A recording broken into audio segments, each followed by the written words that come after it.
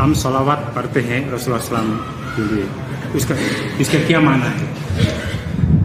और दूसरी इसका मतलब ये है कि कुरान करीम में अल्लाह ताला फरमाता है कि अल्लाह भी मोहम्मद रसूलुल्लाह को सलावत भेजता है, मोमिन तुम भी सलावत भेजो।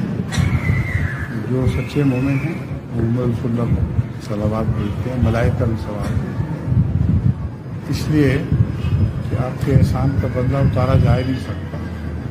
हम दुआ के ज़रिए बदला उतार सकते हैं, और आपके एहसान तो क़यामत तक सारी उम्मत मोहम्मदिया पे हमेशा जारी रहेंगे।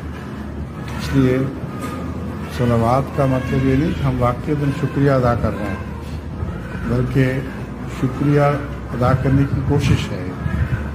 और इतनी सलावत भेजनी चाहिए जैसे मुस्लिम ने फरमाया है कि जितने ज़मीन व आसमान में ज़र्रे हैं कायनात के, उससे भी ज़्यादा मोहम्मद रसूलुल्लाह सल्लल्लाहु अलैहि वसल्लम पर सलावत, क्योंकि आपकी वजह से तो हम बने हैं, वरना हमारा कोई ईमान बाकी न रहता।